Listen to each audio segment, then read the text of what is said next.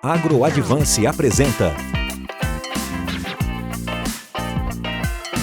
Agro em Meia Hora ou Mais.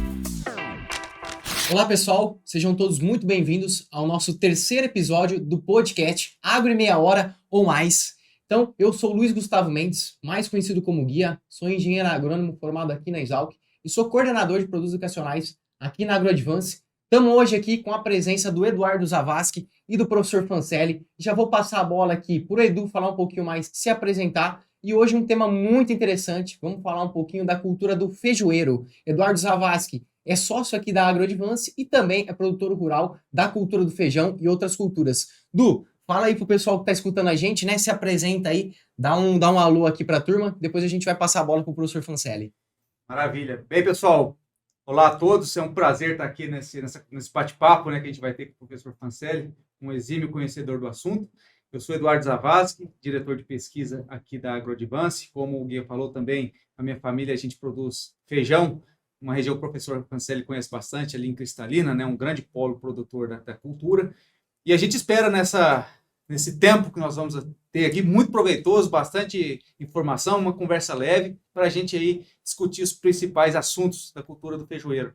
Sou engenheiro agrônomo também, sou mestre e doutor em solos e fertilidade, solos e nutrição de plantas, fiz aqui na Exalc.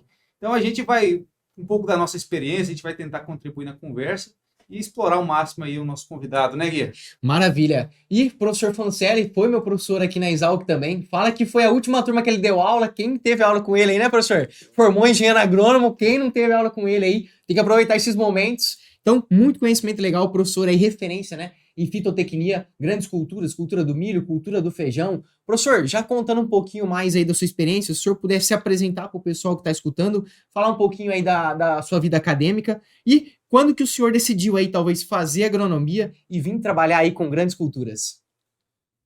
Bom, pessoal, amigos,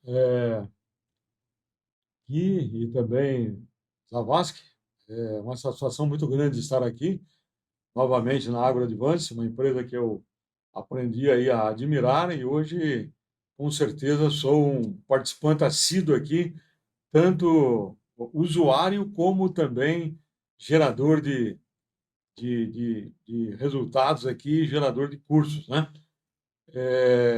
Então, só me apresentando para quem não me conhece, eu sou Antônio Luiz Fancelli, sou engenheiro agrônomo formado pela Exalc em 1977. Muitos de vocês que estão assistindo não eram nem nascidos ainda, né? E é brincadeira que falam que Luiz de Queiroz deu aula para mim. Não é verdade. Então, esse ano aí eu completo com muito orgulho, né? 46 anos de formado e professor da Exalc também, então fui aluno e depois voltei e entrei na Exalc em 1980 e lecionei por 37 anos as disciplinas de plantas alimentícias, sistemas de produção e cultura de cereais, né? E comecei aí a fazer agronomia, não tinha tradição nenhuma na família, né, em termos de agronomia, mas eu já gostava bastante em relação aí ao aspecto de ecologia, recursos naturais, natureza, né? Então, na verdade, a minha primeira proposta para o meu pai foi fazer história natural. Meu pai falou: eu não vou ficar bancando alguém para ficar observando o leão realmente namorar na África, né? Então, trate de fazer alguma coisa mais proveitosa, né? Segundo a ideia dele, né? E aí eu falei: tá bom, então eu vou fazer uma faculdade adequada. Ele falou: e pode fazer qualquer faculdade, desde que seja em Piracicaba, né? Então, aqui só tinha três naquela época: tinha engenharia civil, odontologia e agronomia. Então, eu optei por agronomia. Realmente foi uma escolha extremamente feliz, porque a agronomia é um ramo fascinante, né? E até hoje sou extremamente apaixonado por aquilo que eu faço. Sorte nossa, né, professor? Que o senhor escolheu aí vir para agronomia e tá aí já há 37 anos e mais até, né, contribuindo com a gente aqui. Muito conteúdo de qualidade. E esse podcast também a gente vai tentar levar, né, boa parte desse conhecimento para o pessoal que está escutando aqui. E já começando também, né, professor, a respeito aí de sementes, né, de feijão. Muita gente aí, muitos produtores ainda insistem, né, na compra de sementes talvez ainda não certificadas, acaba tendo um gasto elevado aí com insumos, né, e fungicidas. O que o senhor tem a dizer, professor, pra gente aqui sobre esse manejo, né, às vezes comprar semente que não é certificada e quais são os maiores impactos aí na utilização dessas sementes de baixa qualidade? Então, sementes, a utilização de sementes realmente fiscalizadas ou certificadas é de importância fundamental para o sucesso de qualquer cultura.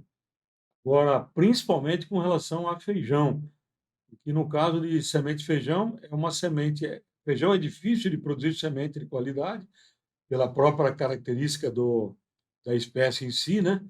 E além de que também a maneira como se trabalha com produção de sementes em feijão faz com que as sementes não tenham um vigor satisfatório.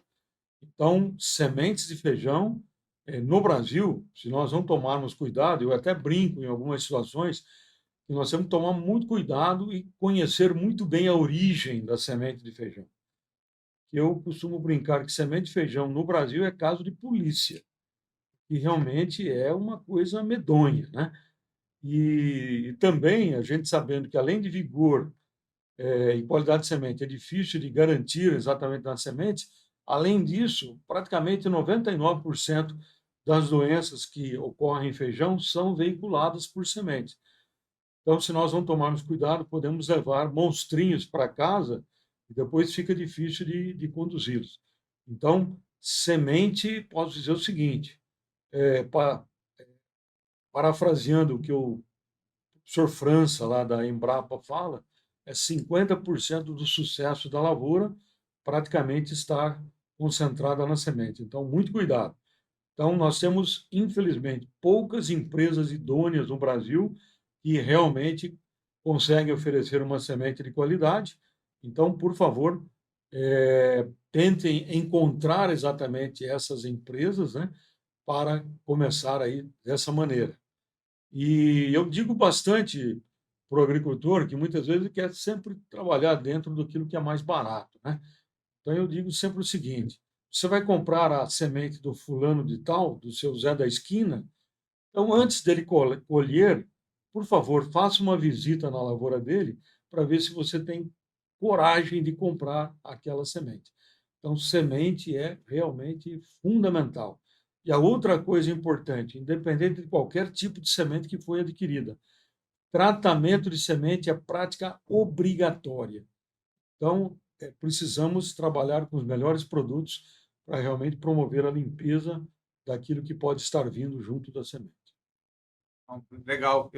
O Gui, até isso que o professor comentou, eu gostaria também até de dar um depoimento como produtor, né, da importância da semente. Professor, há um tempo, não faz muito, né, nós adquirimos uma semente lá em Cristalina, né? Não vou comentar, obviamente, a empresa, mas era uma empresa de produtores de semente, né? E uma delas, nós compramos a semente, professor, nós plantamos. Taxa de germinação, 50%. De empresa. Não estou falando de... Olha isso que o professor comentou, a importância, às vezes, de você conhecer a empresa e ir lá visitar. O que nós fizemos? No outro ano, nós mudamos a empresa e pegamos uma empresa muito melhor, com taxa de quase 100% de germinação. E por que eu estou falando isso? Porque além de você não só ter uma empresa cadastrada, mas realmente conhecer a empresa, como ela produz isso e o histórico dela. Porque realmente isso pode impactar severamente na sua produtividade. E uma coisa, né, professor, que talvez que é muito importante para o produtor fazer é o teste de germinação. Sim. Que foi uma coisa que nós não fizemos na boa fé. E a partir disso, isso foi muito tempo atrás, a gente sempre faz os testes de germinação para comprovar. Porque se você fazer o teste e já vê ali que não tem uma emergência, um vigor, você já, né, procede a troca. Então, isso que o professor comentou é realmente muito importante, essa questão da semente. E feijão é muito importante, porque é uma semente cara, né? Ela é pesada, o custo, né? O feijão é uma cultura cara e a semente é vinculada ao preço do feijão, que dependendo da época, você vai pagar muito caro o quilo, né? E se você tiver uma perda de 50%, aí já calcula o prejuízo. Já começa, né, com a produtividade limitada pela metade, né, e isso é uma coisa legal, então, principalmente para quem mexe aí com a cultura do feijoeiro, né, se atentar a esses detalhes, às vezes fazer o teste, né, mas que venha no saco ali também, né, germinação de tanto, é legal sempre estar testando, né, comprovando aí, para às vezes, né, não ficar muito dependendo de umas informações e pode acabar aí sendo tarde, né? Depois de fazer o manejo, a semente já está no campo. Gui, só antes da gente passar para uma próxima questão, aproveitando a experiência do professor, ele comentou muito sobre tratamento. Professor, o que o senhor julga assim, essencial no tratamento em termos de produto fitossanitário e alguma coisa nutricional para a cultura do feijão? O senhor falando, ó, temos que trabalhar com, sei lá, visando sugadores. O que o senhor recomenda assim, que é essencial a gente tratar sementes de feijão? Então, bom, com relação ao tratamento de semente de feijão, eu acho que são os principais produtos aí que nós temos no mercado aí, inclusive hoje com a possibilidade de introdução de triazóis no tratamento de semente, coisa que não era muito comum, né? Mas hoje trabalhar com os produtos normais aí e tal, né? E além de um triazol no tratamento de semente. Mas muito cuidado que teria que ser triazol relacionado com o tratamento de semente, não ficar simplesmente fazendo uma adaptação de um triazol para uso foliar no tratamento de semente, porque no tratamento de semente tem que ter protetores, né? Certo. Outro ponto importante é em relação realmente a sugadores, né? Então, também um inseticida com um espectro de ação bastante grande, principalmente com relação a esse aspecto de sugador, sobretudo aí os percevejos, na fase inicial, que são extremamente danosos para a cultura do feijão. Eu não vou entrar em detalhes de que tipo de produto seria interessante, mas eu acho que a maioria é bastante importante. Agora, tem que tomar muito cuidado, que existem dois produtos no mercado que podem acelerar a queda dos cotilédones, em função de alguns adjuvantes que estão no tratamento de semente, principalmente se nós tivermos uma condição de temperatura um pouco mais elevada. Então, isso aí tem que tomar cuidado.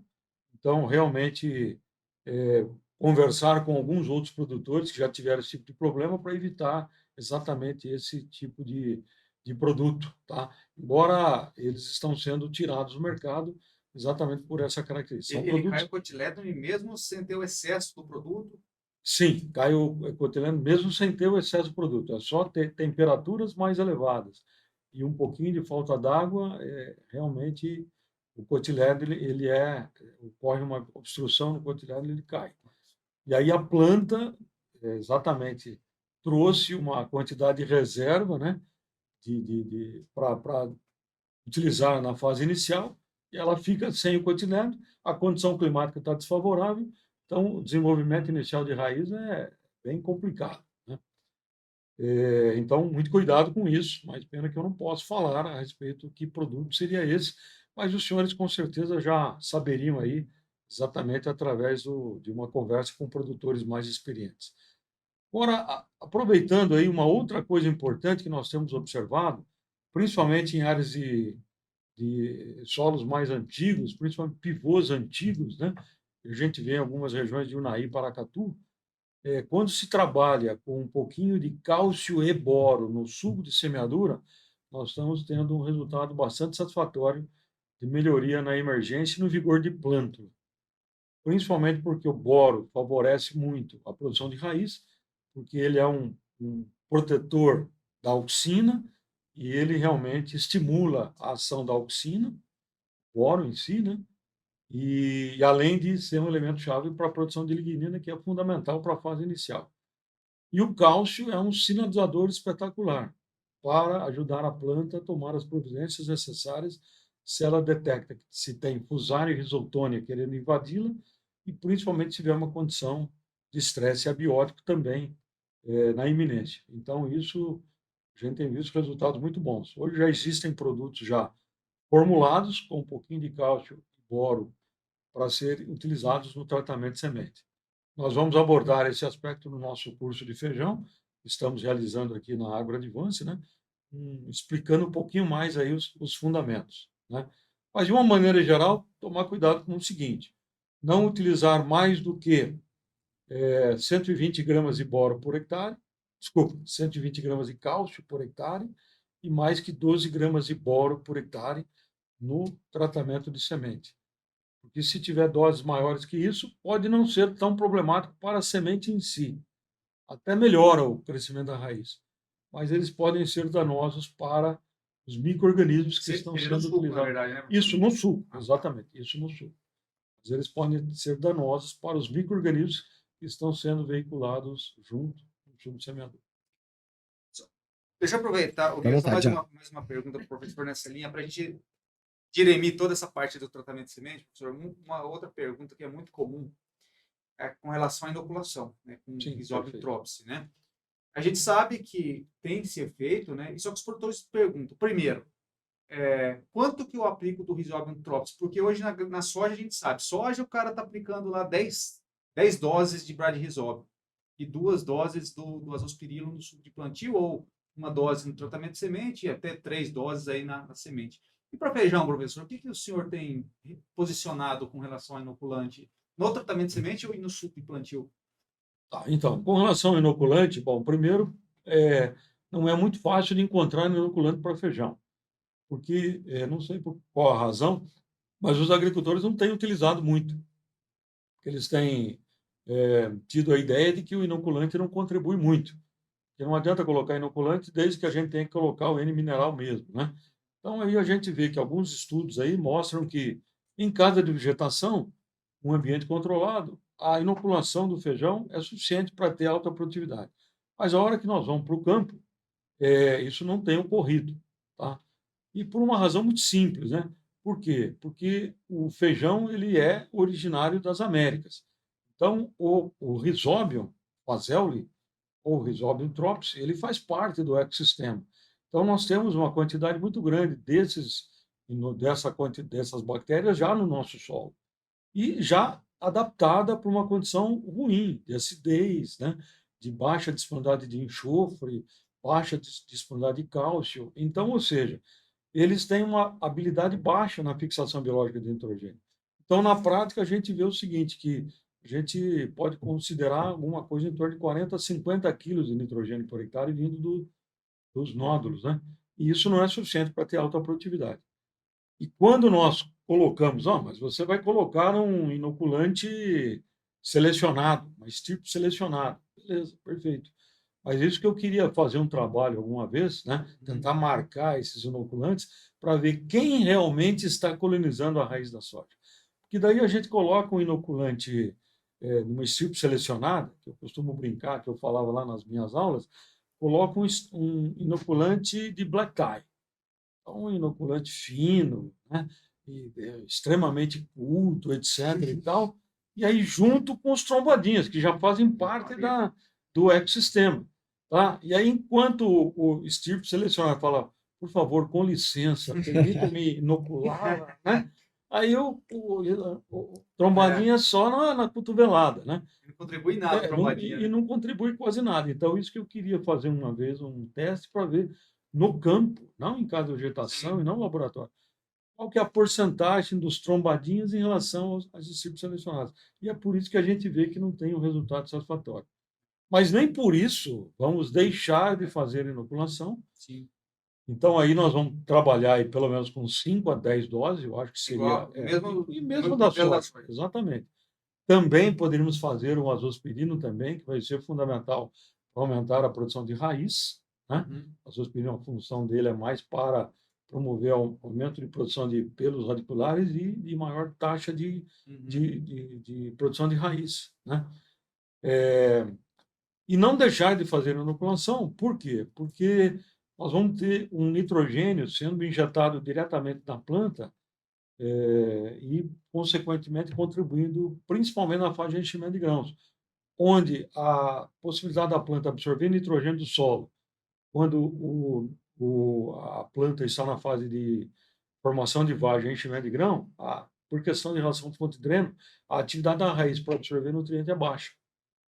Os nódulos podem contribuir com E aí o nódulo, exatamente, se a planta estiver numa condição satisfatória, o nódulo pode estar fazendo uma injeção direta e garantindo, então, maior qualidade e tamanho de grãos. Isso a gente tem visto em alguns trabalhos. Vai ter essa longevidade, nódulos até nessa fase. Exatamente, essa longevidade. Só o nódulo vai morrer cedo se a gente realmente tiver uma condição fitossanitária ruim da planta, ela vai perder folha mais do que ela poderia, aí realmente ela não vai ter chance de dividir a energia com o nódulo e vai abandonar o nódulo. Professor, agora entrando um pouquinho, a gente falou um pouquinho, né, de sementes aí para semeadura, né, entrando em pós-colheita, né, a gente plantava feijão lá também e minha avó às vezes batia o olho assim, falando, nossa, essa semente é branca, é feijão novo, né, ah, não, já tá mais marrom, é feijão velho, né, com pouca qualidade.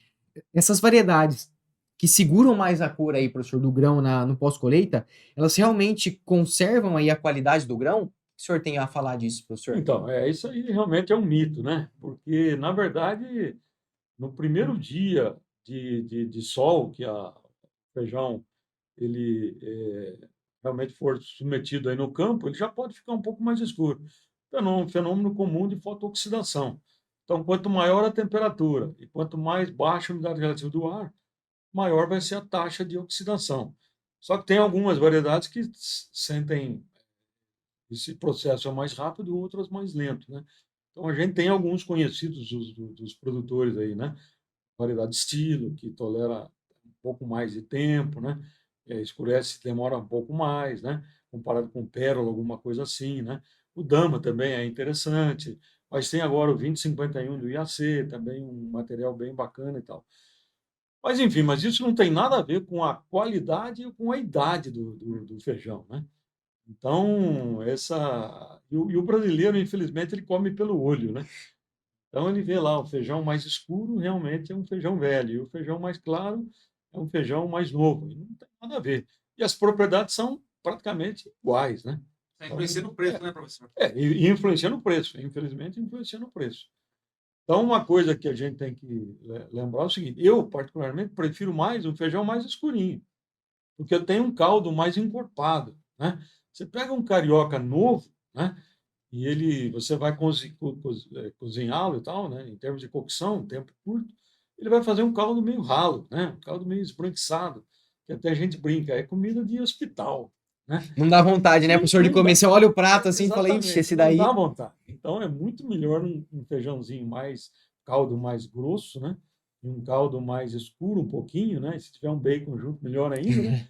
Então aí fica muito mais saboroso. Então eu prefiro um feijão um pouco mais velho, né? Vamos dizer, entre aspas, né? Do que um feijão realmente recém-colhido. Tá? Agora, isso é importante, como o Zavascki levantou, né? Fundamental em termos de preço. Então, muitas vezes eu não tenho um preço adequado para comercializar imediatamente. Então, bom, eu vou tentar armazenar, guardar um pouquinho esse feijão. Então, eu tenho que tomar cuidado com a temperatura do local de armazenamento e esse feijão tem que ficar no escuro. Então, tem que ficar realmente sem nenhuma prendinha de luz, nada, né? Lona preta, alguma coisa assim, para que ele dure um pouquinho mais. Então, se eu trabalhar num ambiente escuro, em câmara fria, eu vou fazer com que esse feijão dure bastante tempo até esperar um momento mais adequado para fazer a comercialização. Mas não tem nada a ver realmente com relação a propriedades organolépticas ou valor nutritivo do feijão, simplesmente em função de cor. Professor, e essa cor do feijão, ela é estritamente genética. Não há manejo que você possa fazer no feijão que vai atrasar essa fotoxidação, que vai... É genético mesmo. É genético. Pelo que eu saiba aí, não conheço nenhum trabalho que mostra que a gente pode alterar alguma coisa nesse sentido. É simplesmente evitar submeter o feijão a essas condições de fotooxidação, né? Vamos entrar agora numa parte aqui, talvez, falando bastante de semente, né? Vocês viram que a escolha de sementes, né? De fundamental importância. O Eduardo tá aqui também, Eduardo como produtor, né? Já comentou um pouquinho mais pra gente. Agora entrando em doenças, né, professor e Eduardo? A gente sabe que o preparo do solo aí, a gente precisa fazer rotação de culturas, né? Para eliminar aí algumas doenças.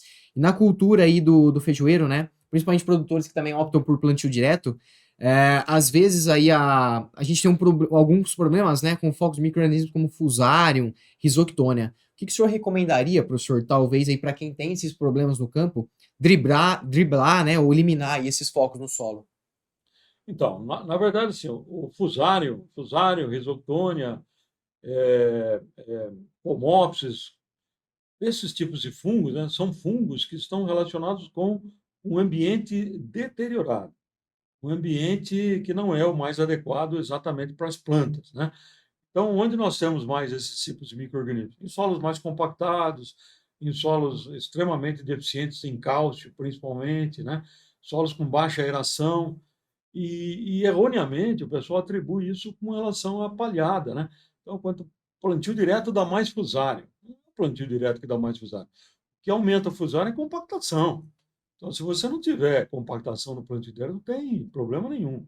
E se nós lembrarmos isso aí lá do quando eu gostava da minha disciplina, que eu trabalhava bastante, que era sistemas de produção, a gente discutia bastante esse tipo de coisa, a diferença entre um agroecossistema em relação ao ecossistema em si, e a gente discutia os diferentes componentes desse sistema.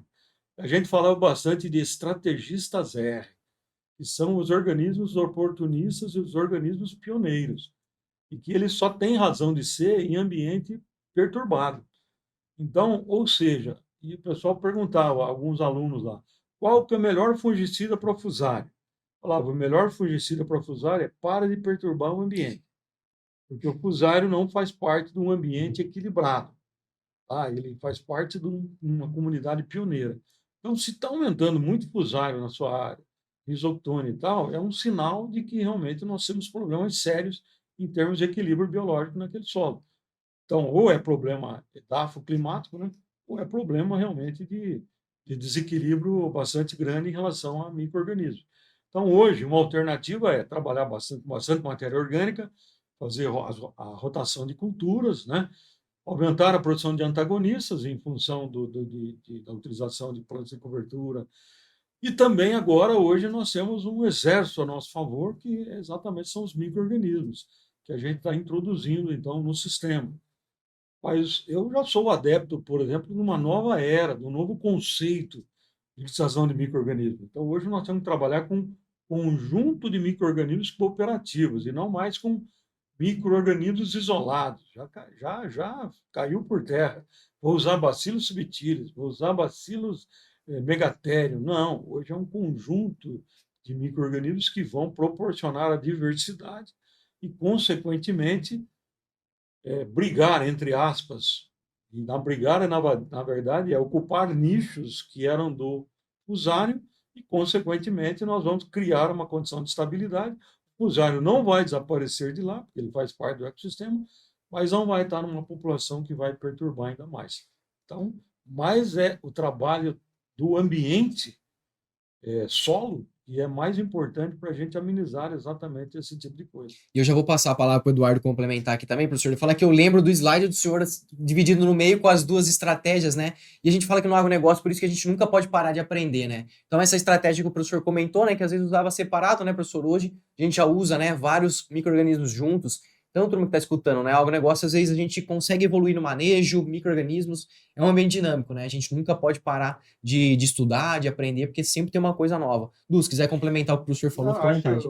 Acho que o professor comentou tudo, né? E o que a gente observa, né, é a questão desses problemas de fungos de solo, né, de patógenos, é que realmente o professor falou, é um ambiente tão deteriorado que às vezes você observa, e regiões tradicionais, né, feijoeiras, né, professor, que o cara, ele insiste em plantar feijão num pivô, uma área que está nesse nível, ele está ali produzindo 20 sacos de feijão, o preço está bom, tá, e ele está degradando o ambiente. E aí é isso que o professor falou. Chega um momento que, se ele quiser realmente que o negócio seja sustentável, ele vai ter que mudar. Ele vai ter que entrar com uma nova cultura, ele vai ter que fazer palhada, ele vai ter que fazer todo um processo para ele mitigar aquilo ali.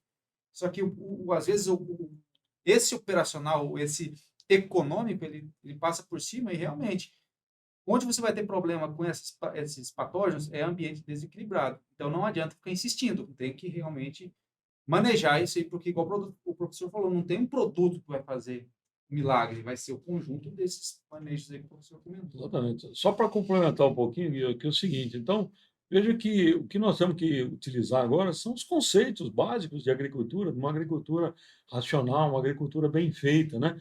Que a gente esqueceu, né? Esse afã aí de cada vez mais produtividade, custo de produção e tal, nós esquecemos. Então, vem com essas ideias de tal da agricultura regenerativa, né? Quer dizer, o que é agricultura regenerativa? Nada mais do que a gente repetir o que a gente já sabia lá atrás e que ninguém está fazendo mais, né? Então, isso aí é extremamente importante. Então, eu ia inventar um nome bonito agora de agricultura regenerativa, mas, na verdade, é a agricultura verdadeira. É como nós deveríamos estar sempre fazendo exatamente a agricultura. E só um ponto interessante aí, aproveitando que o Zavascki comentou, por exemplo, com relação à macrofomina. A macrofomina é terrível para a maioria das plantas, inclusive para feijão, para várias culturas, né? E vejam que a macrofomina ela tem um desenvolvimento extremamente acentuado nos primeiros 5 centímetros do solo. 5 centímetros, 5, no máximo 7 centímetros, né? Então, se a raiz ficar posicionada naquele ponto, a macrofomina deita e rola. Agora, se nós conseguirmos, logo de início, fazer com que o sistema radicular do feijão vença essa camada e vá lá na camada de 12, 15 centímetros de profundidade, de forma rápida, e ali a macrofomina não tem condição de atuar porque ela precisa de muito oxigênio. Então, ela está naquela condição de superfície. Então, nesse caso, a planta consegue conviver com a macrofomina. Agora, colocando adubo balanço e não sei o quê, então fica tudo naquela camada 0,5, a raiz também não sai de lá. Compactação, né? Compactação, etc. e tal. Ou seja, nós estamos dando munição para realmente todos esses problemas aí. Então, enquanto a gente não mudar esse tipo de... Quer dizer, nematóide, se a gente não mudar a maneira como a gente vai fazer agricultura onde tem bastante nematóide, o nematóide vai destruir. Não é assim. Não tem chance de acabar com o nematóide. Ele faz parte do ecossistema. Então, vamos trabalhar com técnicas para fazer com que a planta conviva com ele. Tá? Nematóide não vai acabar. Tá lá. Agora, o que ele não pode é a gente perder o controle da população. Exatamente, professor. E aí, no primeiro ano já deixamos a desejar, no segundo ano aumentou de 10 para 12%, 15%, né? E aí virou uma bola de neve. E é o que o Du falou, às vezes não adianta, né? Tem que parar, tem que fazer palhada, tem que prestar atenção no manejo, que é o que o professor comentou, né? A gente já sabe, né? Desde de anos aí, essas estratégias, e agora, né? Tá voltando à tona. Assim, só aproveitando o gancho, né? Chega um momento, né, professor, que o negócio fica tão sério que o cara ele tem que parar tudo. Isso acontece, ó, a gente acompanha pivôs, o cara parou, ele teve que parar o pivô dele uma safra, você imagina o custo disso, o cara manter isso, ele vai ter que plantar braquiária, ele vai ter que pôr biológico, ele vai ter que deixar a área dele. Por quê? Porque senão ele não produz. E aí ele vai produzir feijão, ele vai produzir soja, ele não vai produzir nada. Ele está com a área compactada, está com a área com um monte de nematóide, enfim. Para não chegar nesse nível, cara, ele tem que começar certo, né, professor? O problema é que a gente sabe que no feijão é muito comum, na minha região lá, os caras eles esperam chegar a produzir 20 sacos para começar. Opa, agora eu vou ter que fazer o certo aí. Então, e feijão é bem complicado, porque o feijão ele é uma planta altamente sensível a estresse, né? E também com uma suscetibilidade muito alta, tanto a pragas como doenças, né? Então, nós temos 69 doenças que podem atacar o feijão, né? Eu até brincava lá na aula, né, que feijão não é cultura, é um meio de cultura, né? Então, de tanta doença que tem. Professor, já partindo aqui já para as perguntas finais, né? É falar um pouquinho aqui de mosca branca, professor. Talvez aí no começo, né, não era tão problema, né? Antigamente aí no feijoeiro e agora, né? Mosaico dourado talvez tá dando uma dor de cabeça, né? Edu, também para quem pratica aí a cultura do feijoeiro. Queria saber aí, professor, um pouquinho, né? Se o senhor puder comentar um pouquinho mais aí sobre mosca branca e como realizar talvez um controle eficiente aí e proceder depois que o vírus afetou aí algumas plantas, professor. Perfeito. A mosca branca realmente é uma praga que está aumentando muito a sua importância, né?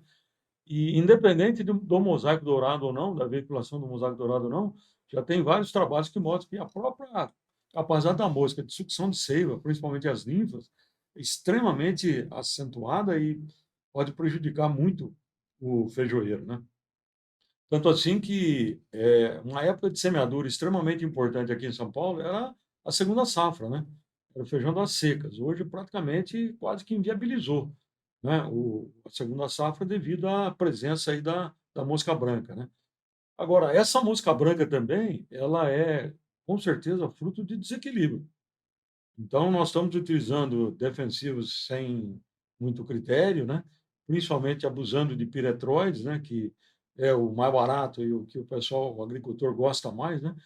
E, então, isso vai, com certeza, está trazendo bastante problemas aí em relação à soja, em relação ao feijão. Mas essa mosca branca está vindo da soja, né? Devido também, e agora em relação a esse advento da Intacta, né? Então, a utilização de defensivos já é menor um pouquinho e muitas vezes defensivos de forma equivocada, né? Então, isso está atrapalhando bastante aí no caso do feijão. Então, nós estamos vendo muitos problemas em feijão e milho, vaquinha, né? E mosca branca aí no feijão, né?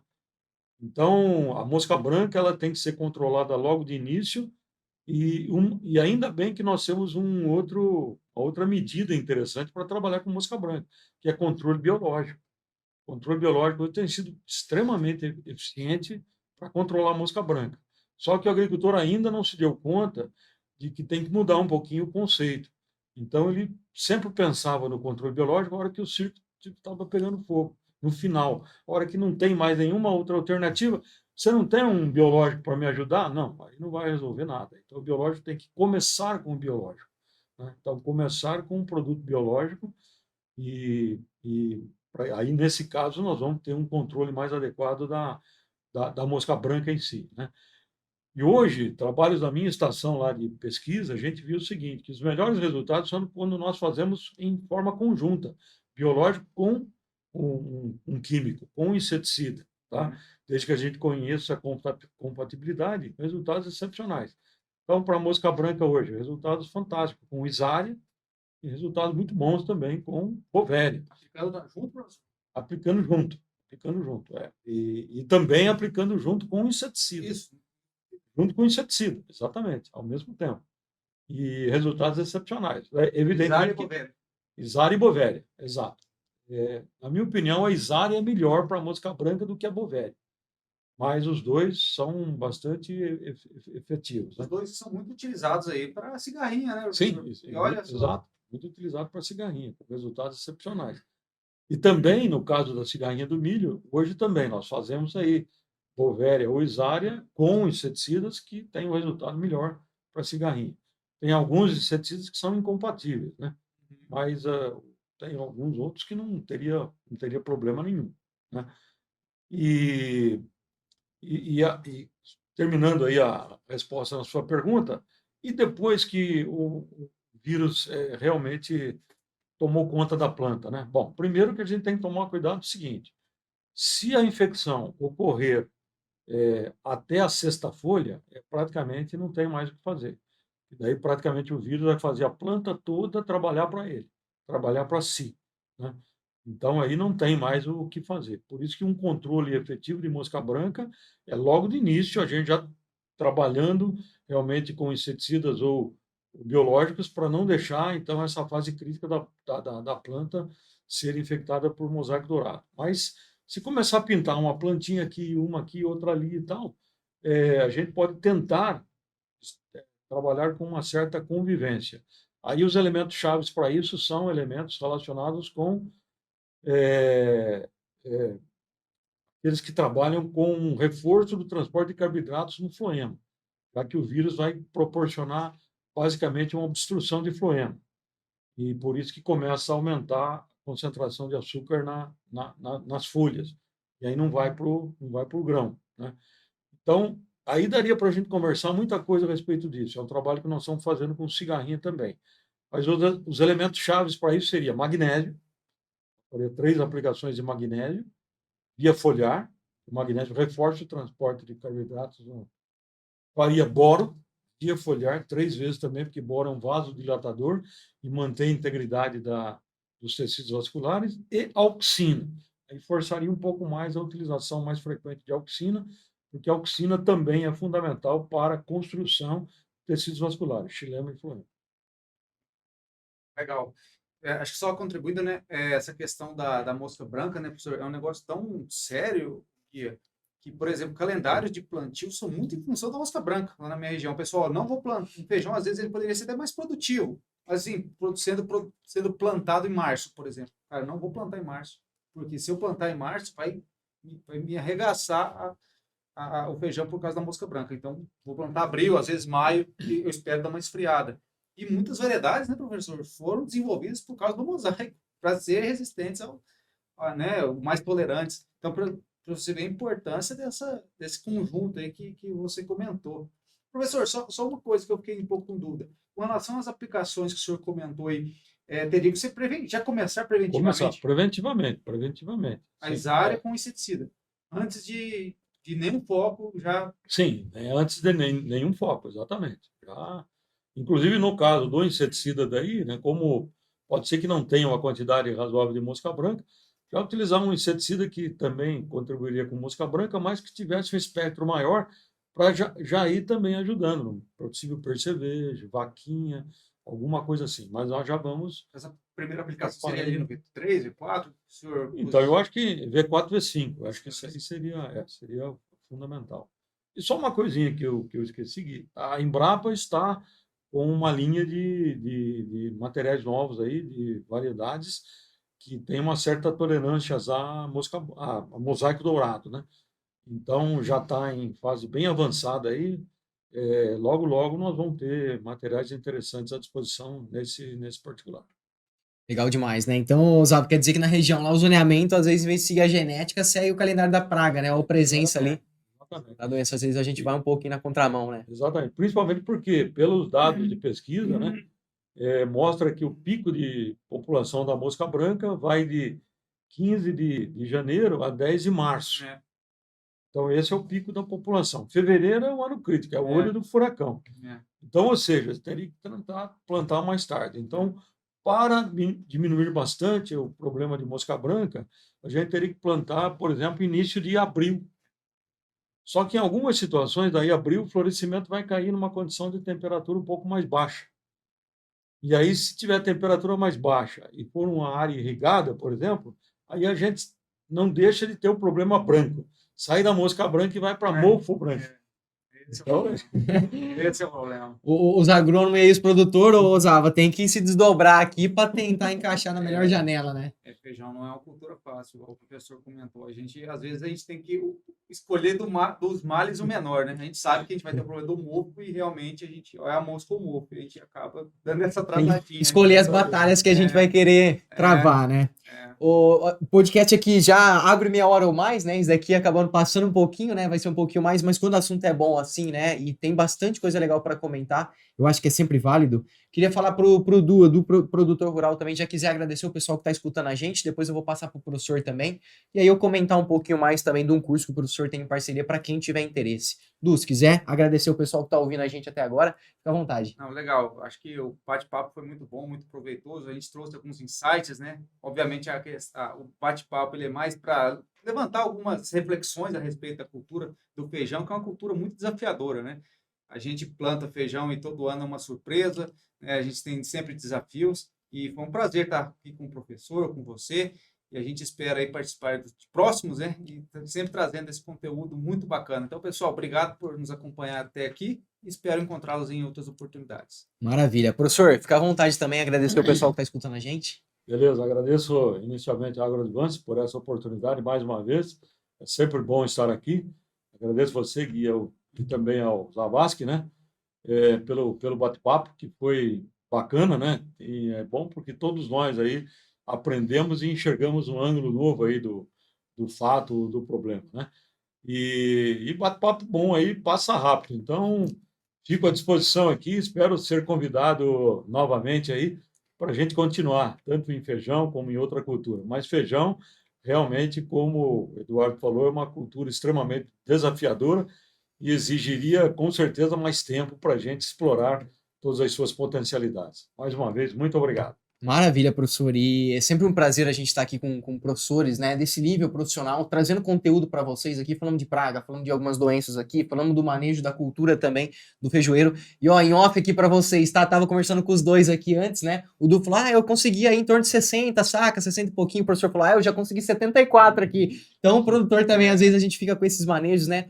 Dependendo da região, a gente tem aí que ser mais eficiente, procurar, né, aumentar a produtividade, reduzir custo. E para quem está acompanhando aqui, esse é o terceiro podcast dessa série nova, né? O Agro em Meia Hora ou Mais. Temos aí também 2 podcasts anteriores com o professor Pedro Cristofoletti, o professor Pedro Yamamoto. Quem ainda não escutou, né? Tá disponível aí no Spotify para vocês. E para quem aí tá entrando, né, na cultura do feijoeiro, ou para quem já tá aí dentro da cultura, o professor Fancelli aqui em parceria junto com a gente, né, tá gravando um curso, né, específico da cultura do feijão. Então, quem quer aí se intensificar, procure aí nas redes sociais da AgroAdvance, vai ter lá em mais detalhes também. Pode mandar mensagem pra gente, a gente vai estar prontamente aqui disposto a resolver as dúvidas e contar um pouquinho mais aí para vocês. Eu sou Luiz Gustavo Mendes, mais conhecido como Guia, e esse foi mais um episódio do nosso podcast Agro em Meia Hora ou Mais. Grande abraço a todos e até o próximo podcast. Agro em Meia Hora ou Mais.